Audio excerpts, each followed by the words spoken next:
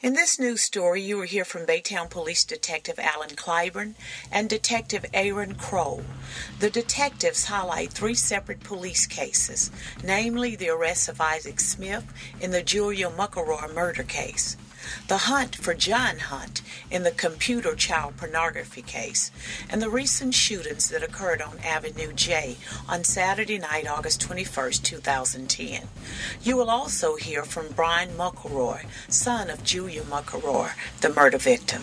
Hello, I'm Detective Alan Clyburn. I'm here today to give you an update on the murder case of Julia Muckleroy. Back on June 17th of this year, we responded to a call of a stabbing in the 300 block of North Street. When officers arrived, they found an elderly female had been stabbed multiple times in the neck. She was taken to Herman Hospital where she later died from her injuries. There's been an ongoing investigation, and on August 20th, we received we had collected some DNA from the case, and on August 20th we received a return from the lab and identified that DNA as belonging to Isaac Norvell Smith. He's a black male, July 5th of 1964. The DNA that was recovered in key areas in the crime scene, which leads us to believe that he is the person responsible for Ms. Muckleroy's murder. On August 20th, a capital murder warrant was issued by the Harris County District Attorney's Office, and he was arrested later that evening by our detectives. As you'll recall, Mr. Smith was actually interviewed the day of the murder by several of the Houston media outlets and was actually seen on TV crying and talking about what a good lady Ms. Muckleroy was. Brian Muckleroy, I was her middle son. And tell us what just happened. The man that murdered my mother was arrested. And he wound up being a neighbor, I understand? He was a neighbor from across the street. My goodness. And known pretty well to my mother.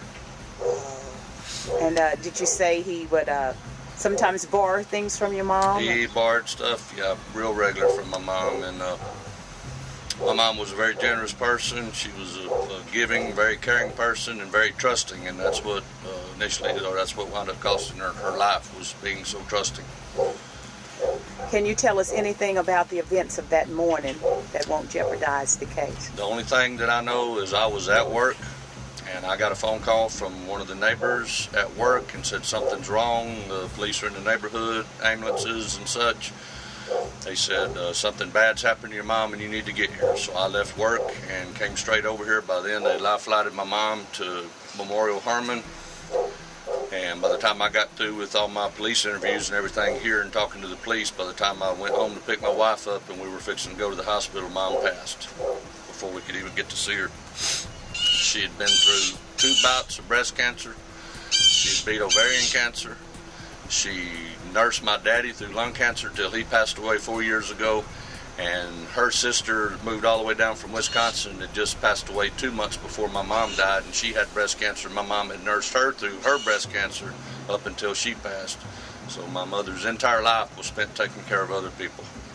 On June 2nd, 2010, detectives with the Baytown Police Department Crimes Against Children Division, within the Investigations Division, initiated an investigation on a subject in Baytown who was found to be trading child pornography online. Members of the Baytown Police Department are also members of the Houston Metro Internet Crimes Against Children's Task Force. It's a federally funded initiative that allows local, state, and federal agencies to combat child solicitation, child pornography, child prostitution, things like that occur online. Using the techniques, using equipment, using training they've received from this task force, the Baytown detectives initiated an investigation. They were able to obtain several samples of known child pornography from the suspect in Baytown. On June 24th, a search warrant was served at 4603 Gulfway Drive in regards to the child pornography. As a result, numerous items of evidence were seized from the search warrant. The evidence was later sent off. A forensic examination was done on the computer equipment recovered from the scene. Numerous images of child pornography were recovered from the evidence. As a result, charges were filed against John Hunt of Baytown. He has 1 count of possession of child pornography and 1 count of promotion of child pornography, both of which carry a separate $100,000 bond. Additionally, Angela Fail, also of Baytown, had charges filed against her for one count of possession of child pornography, which has a $20,000 bond. Currently, both subjects are still outstanding. They have not been taken into custody yet. They were last seen driving a dark gray 2008 Ford Mustang, Texas license plate M as in Mary, F as in Frank, P as in Paul, 924. It's unknown if they're still in the Baytown area or where they're at this point, but we are actively searching for them at this time.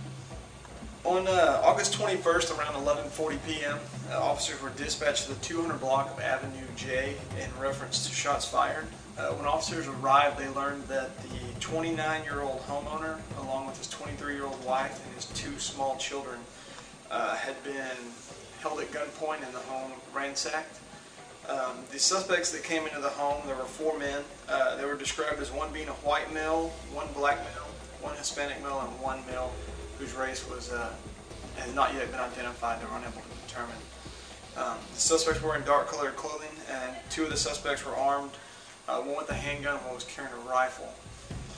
Basically, the family had just returned home from visiting with some other family members, and as they were approaching their home, they were approached by these 4 males.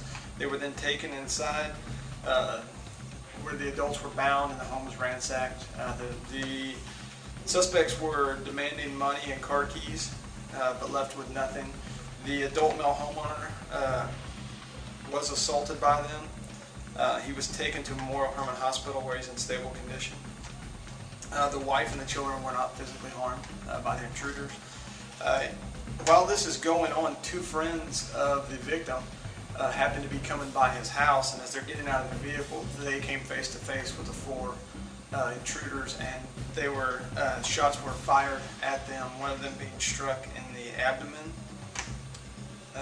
And then the driver of the vehicle, the friend, he was shot in the shoulder. He was able to drive himself to St. Anthony Hospital. Single gunshot wound to the abdomen on the left side. We have an entrance and an exit wound. He is conscious at this time. The parking lot we're going to be setting you up on is a concrete parking lot. It'll be marked with turbo flares. We have a building to the east, and we have some light towers that are not lit on the outskirts or the perimeter